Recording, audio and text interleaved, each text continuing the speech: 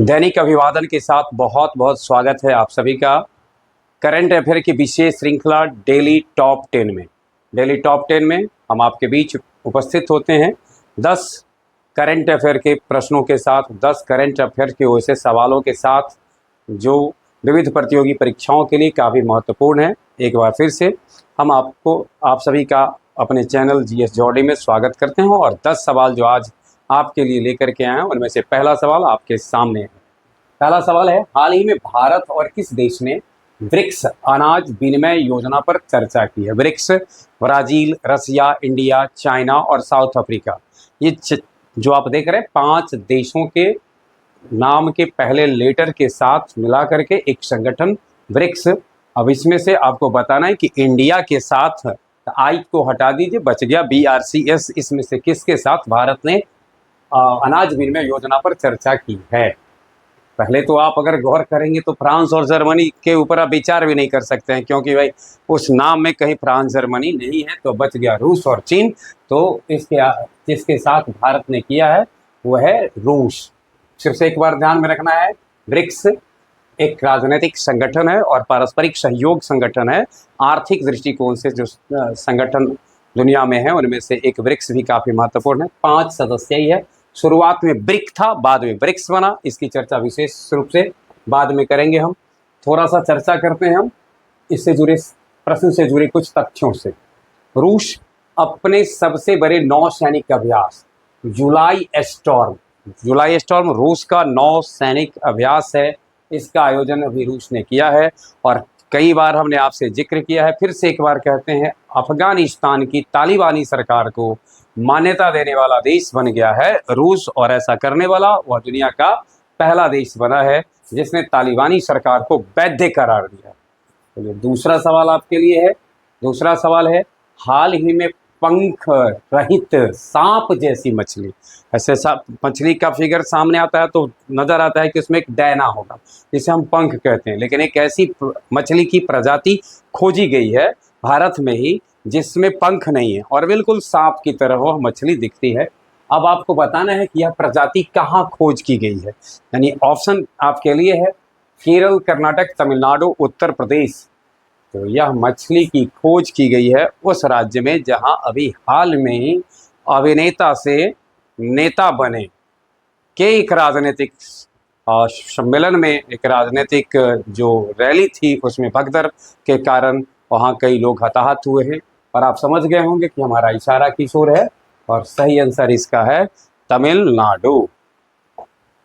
तमिलनाडु पर नज़र डालेंगे तो तमिलनाडु में लोकसभा के 39 और बराबर इसका जिक्र हम इसलिए करते हैं क्योंकि बहुत से परीक्षा में इस तरीके का सवाल पूछा जाता रहा है कि कितने विधानसभा सीटों वाली विधानसभा है वहाँ, लोकसभा के कितने सीट है, राज्यसभा के कितने सीट है। तो लोकसभा के 39, राज्यसभा के 18 और तमिलनाडु विधानसभा 234 सीटों वाली है।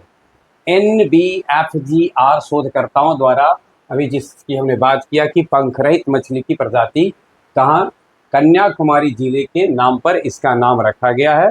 और तमिलनाडु में थायुमानार चित्तम योजना भी शुरू की गई है। तो देखिए कन्याकुमारी के नाम, जिले के नाम पर उस मछली का नामकरण किया गया है।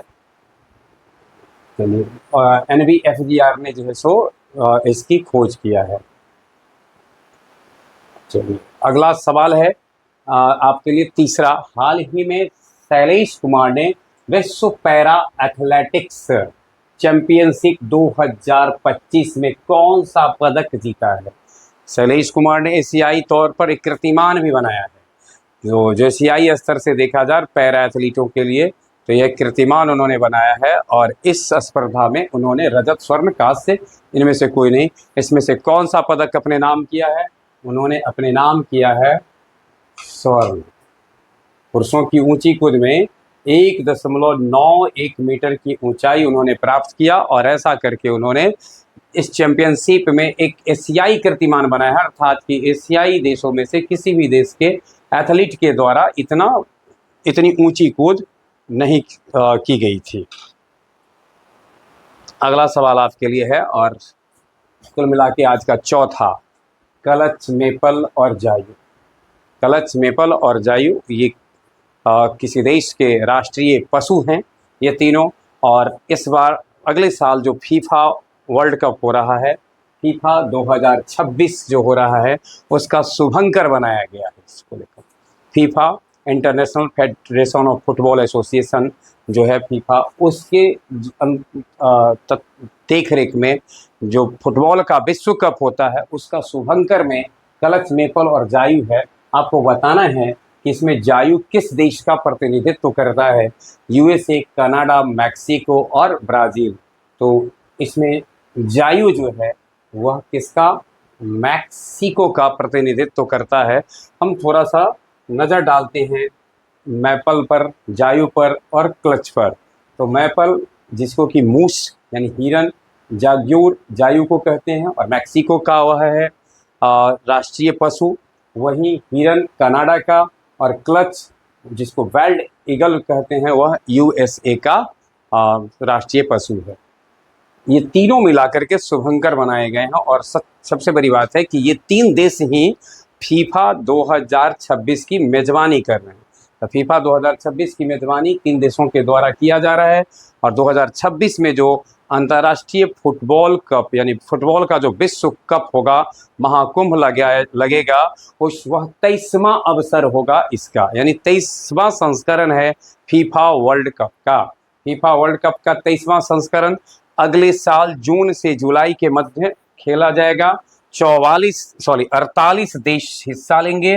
48 देशों में के मध्य 11 जून से लेकर 19 जुलाई के बीच में ये टूर्नामेंट आयोजित होना है। और होस्ट यानी इसका मेजबानी कौन कौन कर रहा है? कनाडा कर रहा है, मैक्सिको कर रहा है और यूएसए कर रहा है। एक बार फिर से 2026 के फीफा वर्ल्ड कप की मेजबानी कनाडा, मैक्सिको, यूएसए कर रहा है। और इस तीनों के राष्ट्रीय पशु के को लेकर एक शुभंकर तैयार किया गया है, और जिसका जिक्र हमने अभी किया। और कुल 48 टीम इसमें हिस्सा लेगी। और 26 में जो फीफा वर्ल्ड कप होने वाला है वह वर्ल्ड कप का 23वां संस्करण है। अगला सवाल है, पीएम मोदी द्वारा माही बांसवाड़ा परमाणु परियोजना की आधारशिला रखी गई है। यह परियोजना किस राज्य में है? माही बांसवाड़ा परमाणु परियोजना की आधारशिला प्रधानमंत्री नरेंद्र मोदी के द्वारा रखी गई है। विकल्प आपके लिए है राजस्थान, गुजरात, मध्य प्रदेश और महाराष्ट्र।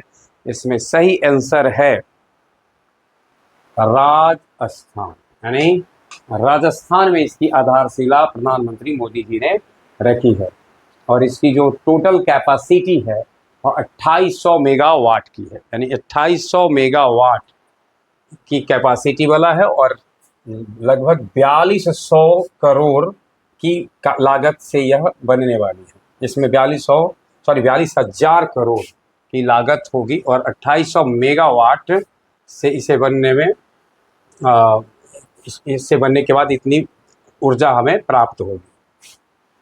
इस प्लांट को अणुशक्ति विद्युत निगम लिमिटेड के द्वारा बनाया जा रहा है।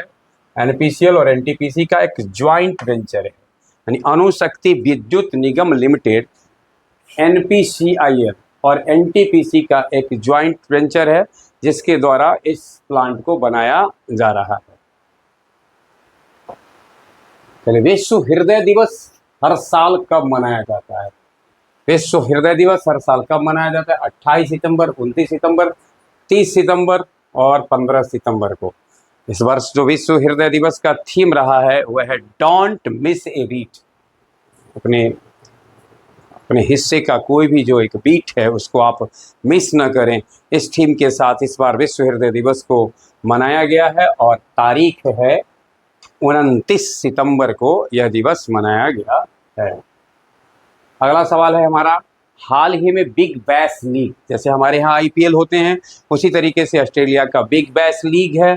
और आपको बताना है कि बिग बैश लीग टीम से जुड़ने वाले पहले कैप्ड भारतीय पुरुष क्रिकेटर कौन है? कैप्ड का अभिप्राय है जिन्होंने भारतीय क्रिकेट टीम का कैप पहना हो। कैप्ड कहने का सेंस है भारतीय क्रिकेट टीम का कैप पहना हो, अर्थात T20, ODI या टेस्ट क्रिकेट, यानी किसी भी फॉर्मेट में उन्होंने इंटरनेशनल क्रिकेट का प्रतिनिधित्व किया है भारत की ओर से, वो कहलाते हैं कैप्ड प्लेयर। तो आपको बताना है कि इनमें से कौन ऐसे कैप्ड प्लेयर हैं जो BBL अर्थात बिग बैश लीग में हिस्सा लेने वाले हैं और पहले भारतीय कैप्ट प्लेयर बने हैं। रविंद्र जडेजा, रविचंद्रन अश्विन, यजुवेंद्र चहल और शिखर धवन। इसमें से सही आंसर है Ravichandran Ashwin. Big bash league में सिडनी थंडर्स की ओर से खेलेंगे। किस टीम से खेलने वाले हैं? Sydney thunder's. यानी बिग बैश लीग में अब रविचंद्रन अश्विन सिडनी थंडर का हिस्सा बनेंगे।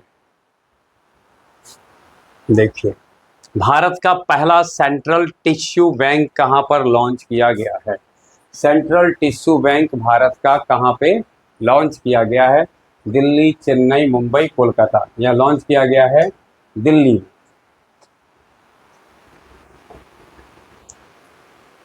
दिल्ली के हेल्थ मिनिस्टर पंकज सिंह के द्वारा इसे लॉन्च किया गया है।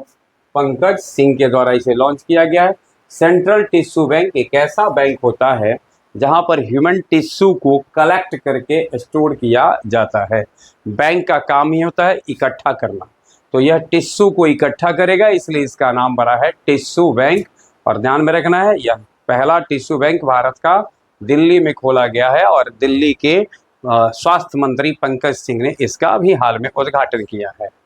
अगला सवाल है आपके लिए, हाल ही में किस राज्य के गोकुल जलाशय और उदयपुर झील को रामसर वेटलैंड के रूप में, वेटलैंड नम भूमि होता है जो वर्ष में ज़्यादातर समय में पानी के अंदर होता है या जिसमें पानी का जमाव ज़्यादातर समय में रहता है, वह वेटलैंड भूमि के कहलाता है। और ऐसे जगहों के लिए रामसर अंतर्राष्ट्रीय सम्मेलन होता है और तब उस जगह का को यानी उस सूची में शामिल किया जाता है, रामसर सूची बनाई गई। तो आपको बताना है कि रामसर वेटलैंड के रूप में नामित किया गया है किसको? गोकुल जलाशय को और उदयपुर झील को। ये गोकुल जलाशय और उदयपुर झील किस राज्य में है? बिहार, हरियाणा, राजस्थान, तमिलनाडु। सही आंसर है अपना बिहार में है। यानी कि बिहार के गोकुल झील और उदयपुर झील को रामसर वेटलैंड के अंतर्गत शामिल किया गया। और अब एक नज़र डालते हैं कि इन दोनों को शामिल कर लिए जाने के बाद बिहार के कितने रामसर वेटलैंड, कितने स्थल हैं जो रामसर वेटलैंड का हिस्सा बन गए हैं और भारत में कितने हो गए हैं। तो इसके साथ भारत की अगर हम चर्चा करें तो भारत में कुल अब 93 रामसर वेटलैंड हो गए हैं और 93 में 5 की भागीदारी है बिहार से। बिहार से 5 कौन कौन है? तो कांवर झील बेगूसराय का, गोगाबिल झील कटिहार का, नागी और नकटी पक्षी अभ्यारण्य, नागी नकटी पक्षी अभ्यारण्य जमुई का, और गोकुल जलाशय बक्सर का जो 448 हेक्टेयर का है, और उदयपुर झील पश्चिम चंपारण का है 349 हेक्टेयर का। यानी इसे गोकुल और उदयपुर तो अभी अभी शामिल किया गया। इससे पहले थे नागी नकटी, गोगाबिल और कांवर झील। कांवर झील बेगूसराय में है, गोगाबिल झील कटिहार में है, नागी नकटी जमुई में है। और भारत में इस प्रकार से रामसर वेटलैंड की संख्या हो गई है 93, बिहार के 5 के साथ। हाल ही में BCCI ने एशिया कप चैंपियन भारत के लिए कितने करोड़ रुपए के पुरस्कार की घोषणा की है? भारतीय जांबाजों ने भारत को एशिया कप जिताया और BCCI ने कितने करोड़ रुपए की घोषणा की? 11, 21, 51, 30, इसमें सबसे 21 करोड़ की। जैसा कि हम सब जानते हैं कि अभी एशिया कप अभी जो हाल में संपन्न हुआ इसमें भारत ने अपने चिर प्रतिद्वंदी पाकिस्तान को पराजित करके इस खिताब को अपने नाम किया। और यह कुल मिलाकर के एशिया कप के दृष्टिकोण से देखा जाए तो भारत का 9वां अवसर था, जिनमें से दूसरा अवसर था जब भारत ने T20 फॉर्मेट में एशिया कप को अपने नाम किया है, जबकि 7 बार ODI फॉर्मेट में किया है। अगर हम उस पर थोड़ा सा नज़र डालें, 7 बार हमने कहा कि ODI फॉर्मेट में और 2 बार T20 फॉर्मेट में। इस तरीके से भारत के पास कुल कितने हैं? 9 हैं। और इस वर्ष का जो रहा उसमें फाइनल के man of the match Tilak Varma बनते हैं, वहीं man of the series Abhishek Sharma बनते हैं। और पूरे टूर्नामेंट में बोलबाला रहा गेंदबाजी के दृष्टि से अगर देखा जाए तो कुलदीप यादव का, और उन्होंने अपने लिए कीर्तिमान भी स्थापित किया जब उन्होंने इस टूर्नामेंट में एशिया कप के इस फॉर्मेट में सर्वाधिक विकेट लेने के साथ साथ ही एशिया कप में भी जो लंबा समय से मुरलीधरन के नाम रिकॉर्ड था उसको उन्होंने तोड़ा और अपने हिस्से लिया। पूरे एशिया कप में अब वो सबसे अधिक विकेट टेकर गेंदबाज बन गए हैं। तो इस तरीके से हमने बताया कि भारत इससे पहले 9 बार, यानी इससे पहले 8 बार और इसको जोड़ करके 9 बार भी एशिया कप का विजेता बना है। गौरतलब हो, Asia cup Asian cricket board के द्वारा इसका मतलब उसके प्रशासन में यह खेल खेला जाता है और 1984 ईस्वी से लेकर 2025 ईस्वी में तक कुल मिलाकर के 17 बार जो यह खेल हुआ है, इसमें से 3 बार वो T20 फॉर्मेट में हुआ है, 14 बार ODI के रूप में हुआ है और भारत 1984 में सुनील गावस्कर के नेतृत्व में पहली बार जीता है और अभी सूर्य कुमार यादव के नेतृत्व वाली टीम ने इस खिताब को अपने नाम किया है। आज के 10 सवालों के साथ हम आपके बीच उपस्थित थे। आज के लिए बस इतना ही, फिर मिलेंगे। बहुत बहुत धन्यवाद।